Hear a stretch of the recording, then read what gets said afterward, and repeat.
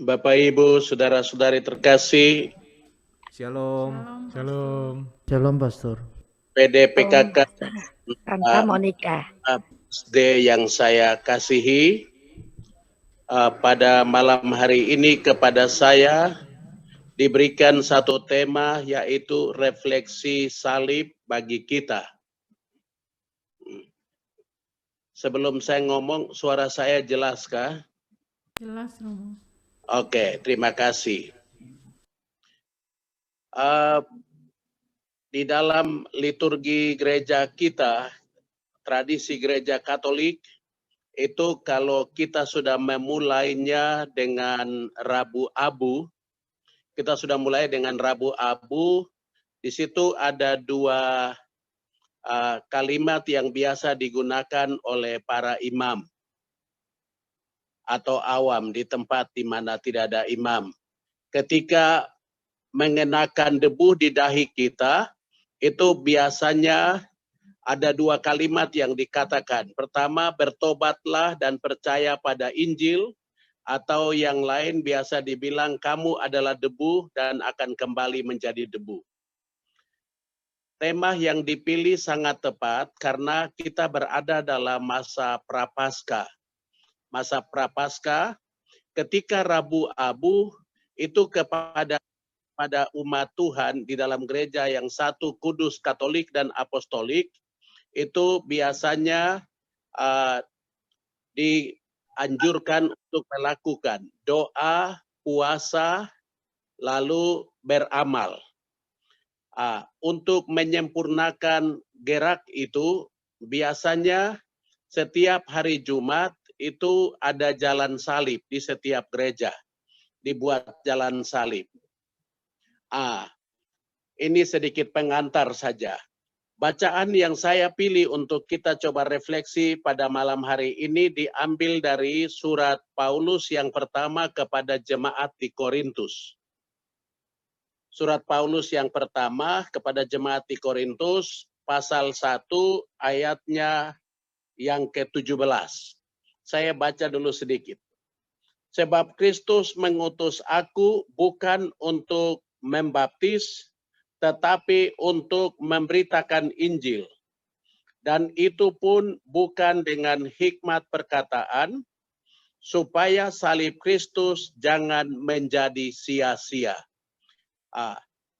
Ini ketika saudara-saudara, Bapak Ibu yang saya kasihi memberikan tema ini kepada saya, langsung terlintas di benak saya adalah surat Paulus yang pertama kepada jemaat di Korintus ini, yang pasal 17 tadi.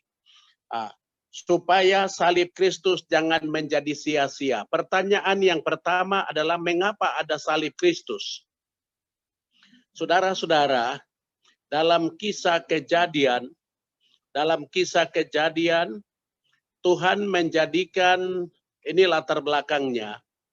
Pada kisah kejadian, Tuhan menjadikan alam semesta, Tuhan berfirman, maka jadilah segala sesuatu. Tuhan bicara, Tuhan ngomong, jadilah. Dan yang jadi itu semua baik. Lalu Tuhan berencana untuk ada yang mengelola semesta yang dibuat oleh Bapa itu. Lalu Tuhan berkata, baiklah kita menjadikan manusia serupa dengan gambar diri kita, supaya mereka mengelola semesta yang dibuat oleh Allah. Sang Allah adalah kreator, dia mendesain dari tidak ada menjadi ada. Lalu untuk yang ada ini mesti ada anak-anak, orang-orang kesayangannya yang mesti mengelolanya.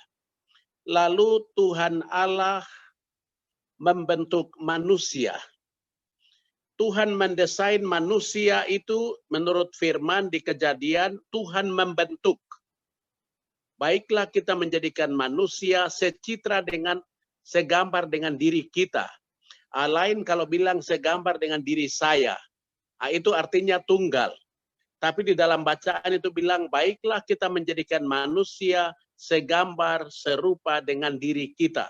Itu berarti jamak, lebih dari satu. Maka kita itu satu, Bapa, yang kedua Putra, yang ketiga Roh Kudus. Ada 3 oknum. Jadi kita didesain oleh Allah walaupun dari debu tanah, tapi kualitas Bapak, Ibu, saudari-saudara, dan juga saya, kita walaupun debu, tapi kita itu kualitasnya adalah citra gambar Allah. Jadi wajah kita, walaupun saya Papua, Bapak Ibu seperti adanya Bapak Ibu, itu Bapak Ibu dan saya, kita adalah citra gambar Allah. Lalu kepada citra gambar Allah ini Tuhan menghembuskan ruah, debu tanah tadi, Tuhan hembuskan ruah, nefasnya ke dalam debu tanah, dan debu tanah itu menjadi hidup, makhluk yang hidup. Lalu Tuhan menutupnya dengan kalimat sang. Artinya begini Bapak Ibu, kita ini adalah special design, khusus yang didesain oleh Allah, secitra segambar dengan dirinya. Lalu Tuhan menempatkan kita di semesta yang Bapa jadikan. Lalu Bapa memberikan tugas kepada kita untuk mengelola semua yang ada, lalu mana yang boleh kita ambil dan mana yang tidak boleh. Saudari-saudara terkasih, lalu Tuhan memberikan peraturan. Peraturannya adalah semua boleh Anda ambil, tapi satu di sana tentang pohon kehidupan, jangan engkau menyentuhnya. Karena pada waktu itu engkau akan mati. Atau engkau akan tahu tentang ini dan tentang itu. Saudara-saudari terkasih, di situ awalnya mengapa itu nanti ada salib Kristus. Manusia jatuh ke dalam dosa. Dosa itu buat kita mengalami beberapa hal. Yang pertama adalah putusnya hubungan manusia dengan Allah. Tadinya manusia bisa berbicara langsung dengan Allah, Allah berbicara langsung dengan manusia. Tetapi kesalahan dan dosa buat jurang. Jurang antara Allah dan manusia. Hal yang kedua, dan itu amat besar, tinggi, itu adalah manusia kehilangan kecitraan gambar dirinya. Manusia yang adalah citra gambar Allah, manusia kehilangan citra gambar Allah, lalu manusia mulai kembali kepada citra kodrat asalinya adalah debu tanah, bejana yang rapuh. Dan manusia mulai belajar ilmu duniawi. Ilmu duniawi. Atau bahasa lain yang saya biasa pakai, saya bilang ilmu tanah, tanawi. Jadi yang ada di semesta ini dipakai oleh iblis, ditaruh ke dalam bejana tanah, maka kita berperasaan, berkelakuan, bertutur, bersikap, berbuat yang diperlihatkan oleh semesta ini. Tidak lagi seperti yang Allah mau. Saudari-saudara terkasih, manusia lagi enjoy, bahagia dalam kedosaan itu. Manusia lagi happy dalam kedosaan itu. Saudari-saudara, Tuhan telah mencoba dengan mengutus para nabi. Siapa tahu dengan mendengarkan para nabi, manusia bisa bertobat dan berbalik. Ternyata pendekatan itu ada tapi tidak jitu. Saudari-saudara terkasih, Tuhan memilih yang berikut adalah mengutus putranya. Kenapa Tuhan Allah, Bapa mengutus putranya ke bumi? Karena ingat yang pertama tadi, manusia citra gambar Allah, kehilangan kemuliaan Allah. Bagaimana untuk pulihkan kembali kecitraan Allah dalam diri manusia, hanya bisa oleh anak Allah. Tidak bisa lain. Karena begitu besar kasih Allah akan dunia ini, manusia yang kehilangan kecitraannya, yang dipulihkan hanya anak Allah. Anak Allah, Yesus namanya. Itu. Dia mengutus putranya datang. Supaya apa? Manusia yang kehilangan kemuliaan Allah ini melihat Yesus, melihat Bapa. Mendengar Yesus, mendengar Bapa. Ada dalam Yesus, Yesus dalam kita, kita ada dalam Bapa. Jadi saudara-saudari terkasih, kehadiran Yesus ke dunia ini adalah dengan sebuah misi untuk mencari, menyelamatkan yang hilang dan yang tersesat. Manusia yang gagal fokus, manusia yang hidupnya tidak terarah kepada Allah. Oleh karena kehadiran Yesus, manusia punya pikiran mulai dikonekkan kepada Allah. Manusia punya perasaan mulai dikonekkan kepada Allah. Manusia punya cara bertutur juga bertutur seperti Tuhan Allah punya mau. Manusia punya karakter juga menjadi karakter Allah. Itulah sebabnya firman menjadi manusia. Supaya kita melihat manusia Yesus, kita merasa cocok dengan dia, lalu kita menemukan kembali. Lalu Yesus berkata, akulah jalan, kebenaran, dan hidup. Sehingga di dalam jalan bersama Yesus, kita menemukan kembali jalan kembali kepada Bapa. Saudara-saudari, itu sedikit latar belakang mengapa Yesus hadir dan hidup bersama kita. Saudara-saudari terkasih, tema kita adalah bertobatlah dan percaya pada Injil. Atau waktu biasanya di kayu, waktu kita jalani jalan salib, kita biasa sambil berlutut dan berkata, kami menyembah Dikau ya Tuhan, sebab dengan salib suci Engkau telah menebus dunia. Saudara-saudari terkasih, supaya salib Kristus tidak menjadi sia-sia, sekarang kita lihat bagaimana Yesus berusaha untuk merebut saudara dan saya agar kita temukan kembali citra gambar diri kita dan kita kembali ke jalan yang benar. Saudara-saudara, hal yang pertama yang Yesus bayar, untuk saudara dan saya adalah meninggalkan sorga, turun ke bumi, lahir di kandang yang hina. Ini harga pertama.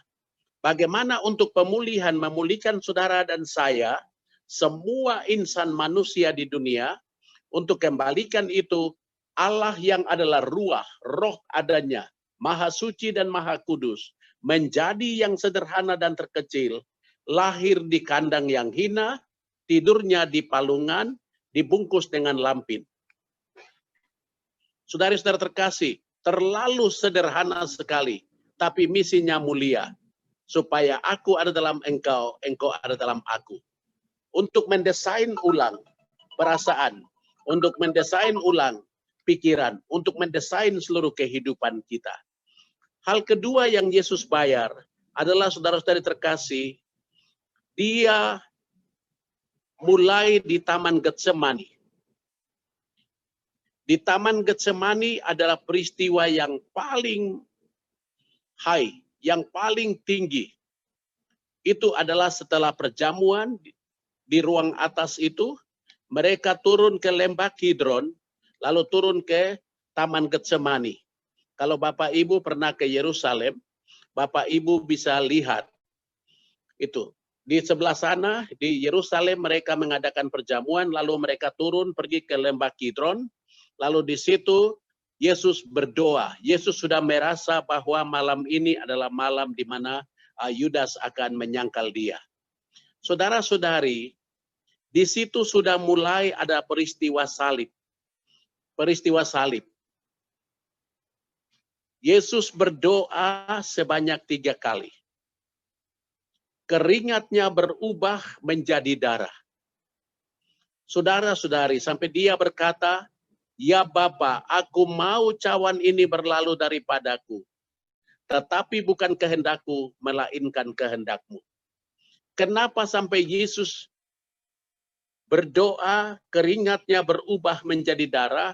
Karena kepadanya, iblis memperlihatkan penderitaan yang Yesus akan alami. Dicambuk, diludahi, dipaku, disalib, menderita disalib, lambungnya akan ditikam. Lalu Yesus kepada Yesus diperlihatkan juga bagaimana murid-muridnya melarikan diri dari dia. Kepada Yesus juga diperlihatkan bagaimana Yudas Iskariot akan menyangkal dia. Kepada Yesus juga diperlihatkan bagaimana Petrus juga akan menyangkal dia. Yudas mengkhianati. Saudara-saudara terkasih, semua orang lari. Itulah sebabnya waktu di Taman Getsemani Yesus berdoa, "Ya Bapa, aku mau cawan ini berlalu daripadaku, tapi bukan kehendakku melainkan kehendakmu." Saudara-saudari, ini salib. Ini salib yang berat, yang besar sekali. Adalah iblis menteror, iblis meneror, iblis intimidasi, iblis mulai mendesak sampai saudara-saudari Getsemani. Itu waktu saya ke Yerusalem, saya baru 7 kali saja ke Yerusalem. Di sana itu saya dapat penjelasan, Getsemani itu artinya batu itu, ada batu kilangan, lalu biasanya untuk mereka hancurkan anggur itu, Getsemani itu adalah proses menghancurkan. Proses menghancurkan. Itu adalah Getsemani. Ditekan sampai tidak ada. Tidak ada lagi. Maka waktu Yesus di Getsemani itu, iblis menghancurkan dia. Sampai dia tidak ada apa-apanya. Sampai dia bilang, "Ya Bapa, aku mau cawan ini lalu daripadaku, tapi bukan kehendakku, melainkan kehendakmu." Saudara-saudari, ini salib. Ini salib yang pertama. Yang pertama tadi itu adalah Yesus membayar harga menjadi manusia untuk pemulihan. Yang kedua untuk melunasi kita dengan jalan Via Dolorosa. Mulai dari Getsemani Yesus sudah merasakan itu. Dan akhirnya satu malam dia ada di rumah Kayafas. Satu malam ada di rumah Kayafas. Dan saudara, kalau Anda pergi ke Yerusalem, nanti sampai di rumah Kayafas, tempat di mana Petrus menyangkal Yesus. Di situ mula-mula adalah sebuah sumur dalam batu. Yesus disimpan satu malam di situ, saudara. Saya sudah 7 kali bawa peserta pesiara ke sana, saudara. Setiap kali masuk di tempat itu, saya walaupun sudah 7 kali, pasti saya nangis. Karena saya membayangkan satu malam Yesus di dalam itu. Pasti gelap sekali. Tidak bisa melihat apa-apa, tidak mendengar apa-apa. Seperti seorang penyamun, seperti seorang penjahat. Yesus ada di situ. Saya membayangkan tangannya diikat, lalu diturunkan ke dalam sumur itu, dalam rumah Kayafas. Saudara-saudari, setiap kali saya bawa peserta ke sana, pasti semua pada nangis. Saya juga pasti nangis. Saudara-saudari, tempat itu diyakini hampir 99% itu tempat yang benar. Saudari-saudara terkasih, itu yang Yesus bayar untuk Anda dan saya. Terlalu mahal sekali. Karena apa? Kita kehilangan kemuliaan Allah. Kita kehilangan citra Allah. Kita kehilangan hubungan yang akrab, harmonis dengan Bapa di sorga. Yesus membayar harga dengan Via Dolorosa, jalan salib. Karena itu setiap kali kita jalan salib, kita bilang, "Kami menyembah Dikau ya Tuhan, sebab dengan salib suci-Mu Engkau telah menebus dunia." Saudara-saudari terkasih, setelah itu Yesus harus menjalani jalan salib sampai akhirnya wafat di salib. Saudara-saudari, karena saya diminta untuk memberikan refleksi, memberi bobot pada peristiwa itu, saya mau angkat beberapa hal saja. Pertama, dalam kisah jalan salib, hal yang paling penting adalah dalam peranan Veronica. Ini hikmat bagi kita. Veronica adalah salah satu perempuan di dalam kisah jalan salib itu. Saya rasa peristiwa ini, bagian ini menarik. Kenapa menarik? Karena Veronica mendapat potret Yesus. Nah, di dalam peristiwa pengalaman jalan salib, semua saudara dan saya, kita harus belajar dari Veronica. Yang menariknya begini, waktu Veronica melihat Yesus, lagi berkeringat, lalu darah, tubuhnya berlumuran darah, hati Veronica tergerak oleh belas kasihan kepada Yesus. Yang ada padanya adalah cadar penutup kepalanya.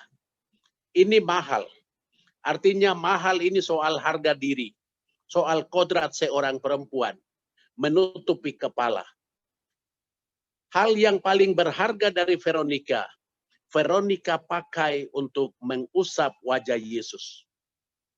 Lalu apa yang dia dapatkan? Dia memperoleh potret, gambar Yesus. Saudari-saudara terkasih, peristiwa ini paling menarik.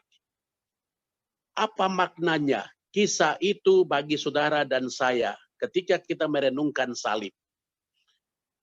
Jangan pernah menutup hatimu ketika tergerak oleh belas kasih kepada sesama di luar kita. Karena apa?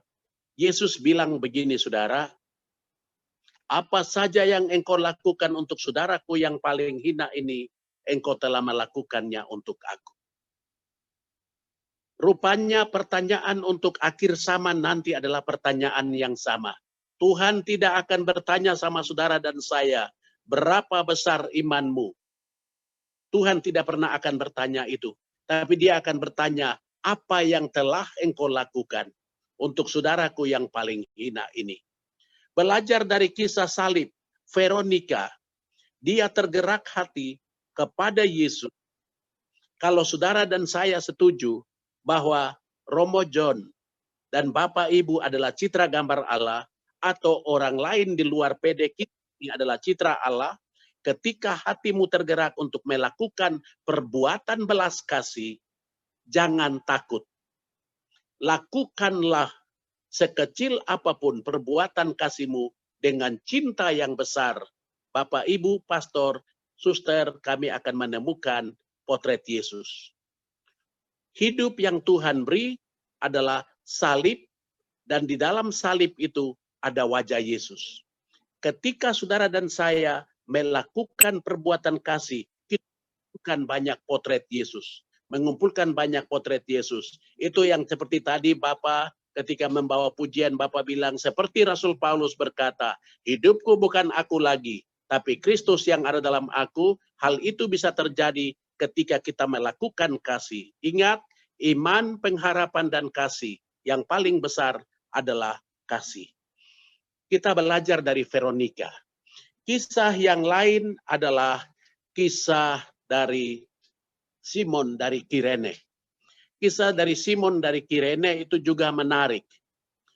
Di dalam kehidupan ini, pasti orang akan minta banyak bantuan dari kita. Mereka akan minta. Seperti Simon dari Kirene, dia baru pulang dari kebun, tidak tahu sebab musabab. Ketika dia muncul, lalu kepadanya dimintai bantuan. Untuk apa? Meringankan beban salib pada Yesus. Simon bantu pikul salib ini. Simon tidak tahu apa yang terjadi, tapi kepadanya diminta untuk menolong Yesus. Saudara-saudari, di sekitar kita banyak orang yang membutuhkan pertolongan.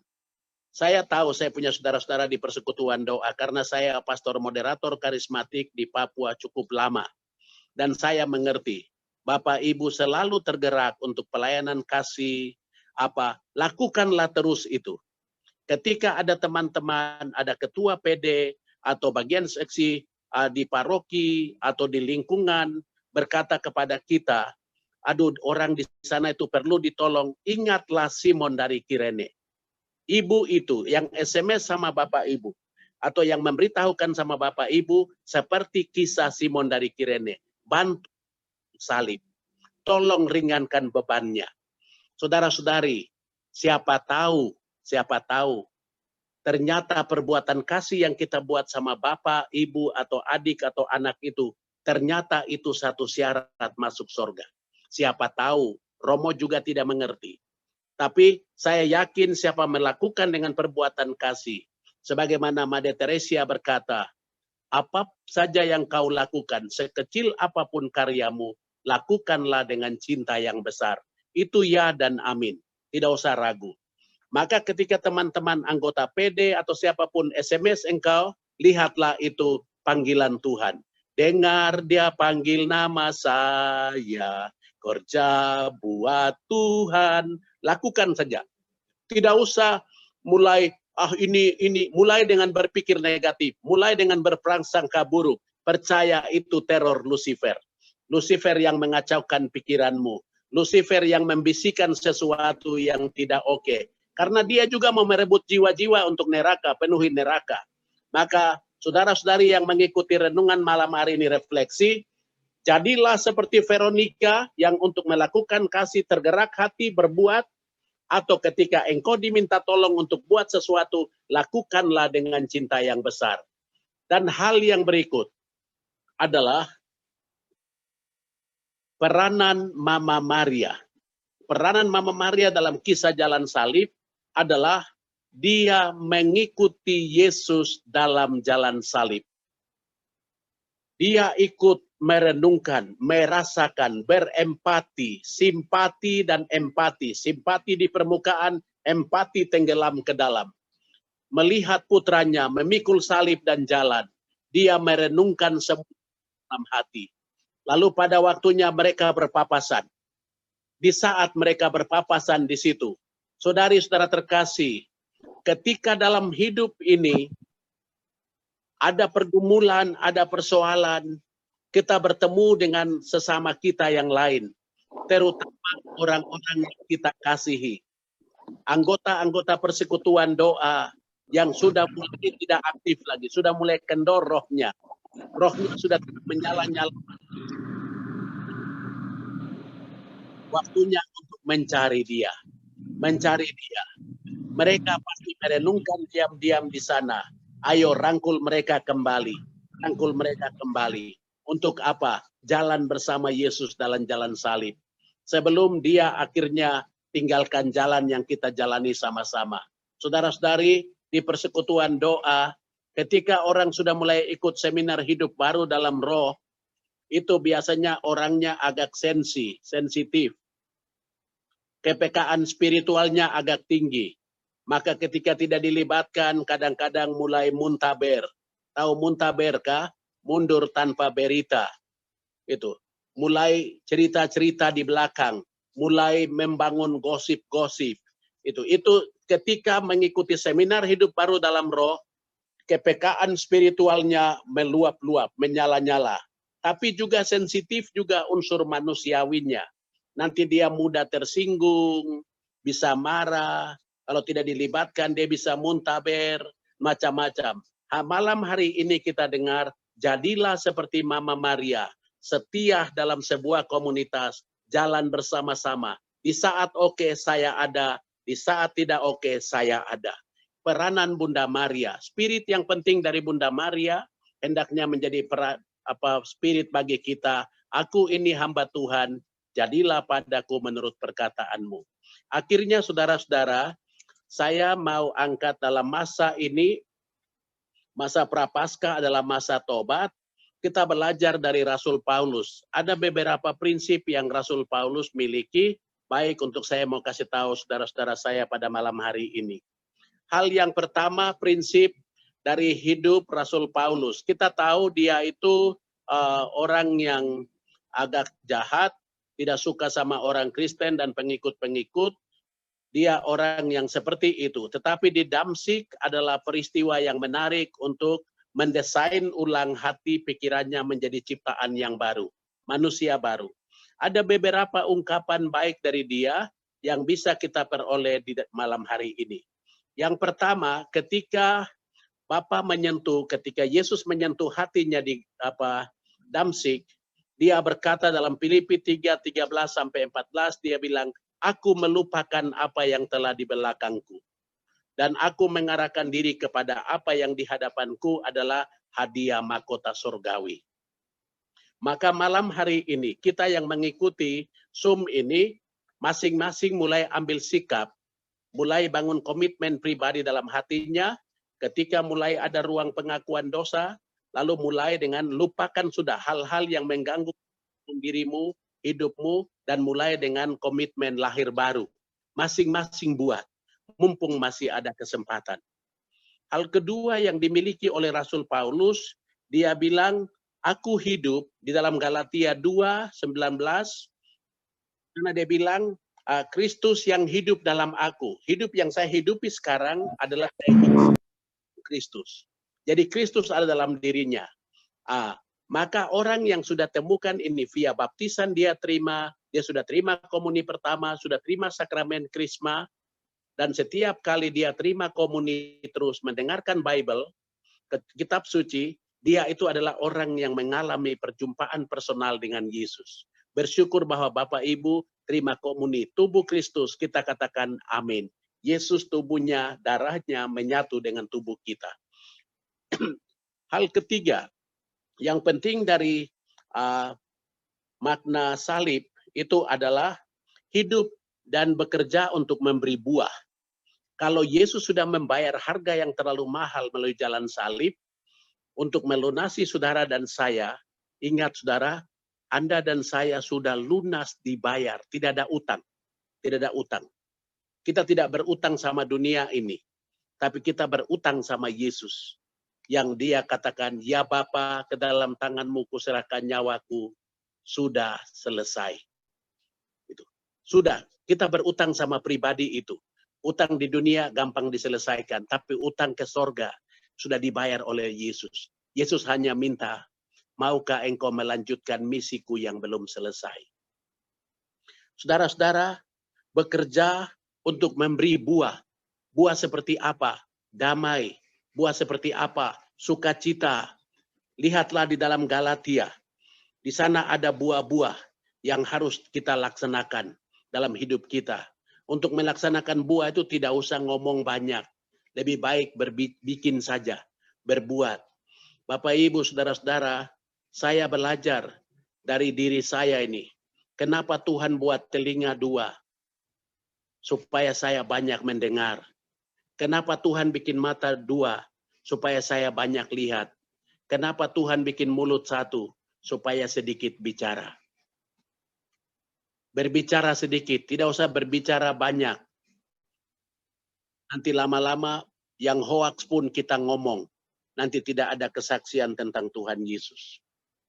Dan hal yang keempat, yang dimiliki oleh Rasul Paulus, hendaknya menjadi spirit bagi kita, Anda dan saya.